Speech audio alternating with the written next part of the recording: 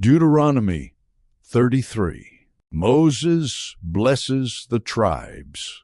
This is the blessing that Moses, the man of God, pronounced on the Israelites before his death. He said, "The Lord came from Sinai and dawned over them from Seir. He shone forth from Mount Paran. He came with myriads of holy ones from the south, from his mountain slopes. Surely it is you who love the people.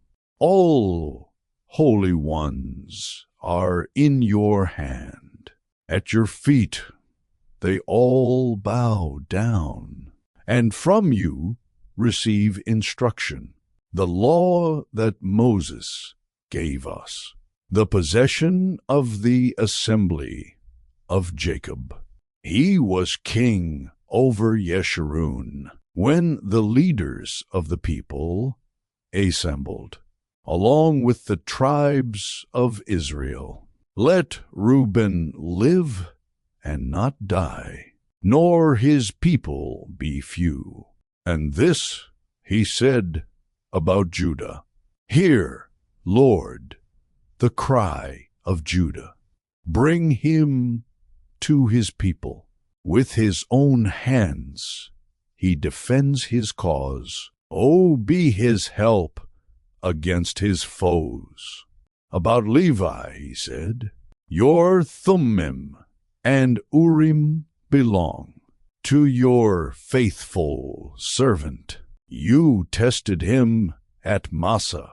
You contended with him at the waters of Meribah. He said of his father and mother, 'I have no regard for them.' He did not recognize his brothers or acknowledge his own children, but he watched over your word and guarded your covenant. He teaches your precepts to Jacob and your law to Israel. He offers incense before you and whole burnt offerings on your altar. Bless all his skills, Lord, and be pleased with the work of his hands. Strike down those who rise against him, his foes till they rise no more." About Benjamin he said, "Let the beloved of the Lord rest secure in him, for he shields him all day long, and the one the Lord loves rests between his shoulders." About Joseph he said, "May the Lord bless his land with the precious dew from heaven above, and with the deep waters that lie below. With the best the sun brings forth, and the finest the moon can yield, with the choicest gifts of the ancient mountains, the fruitfulness of the everlasting hills, with the best gifts of the earth and its fullness, the favor of him who dwelt in the burning bush.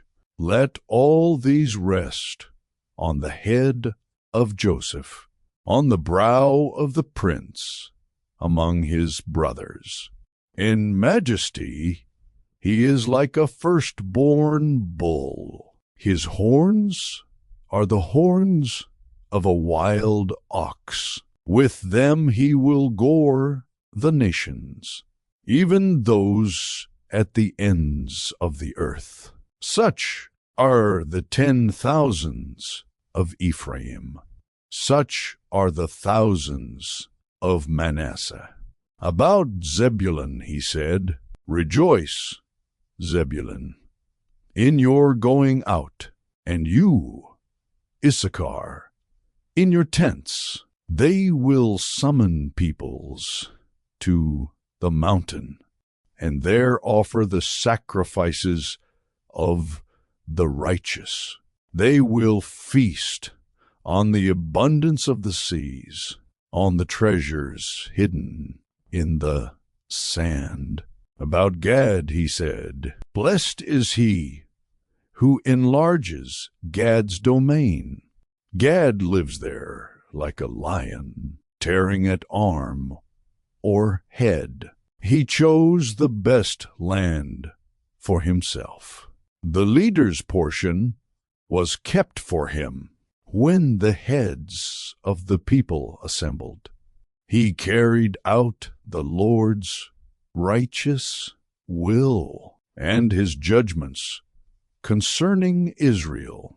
About Dan he said, "Dan is a lion's cub, springing out of Bashan." About Naphtali he said, "Naphtali is abounding with the favor of the Lord, and is full of his blessing. He will inherit southward to the lake."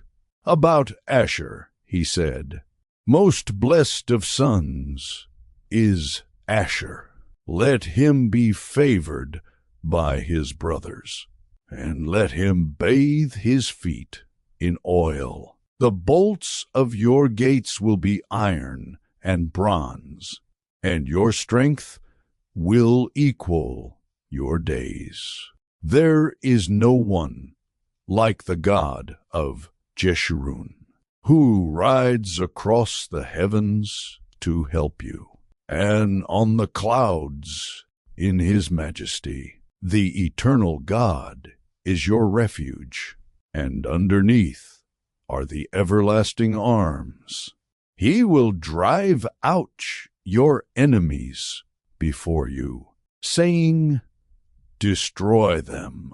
So Israel will live in safety.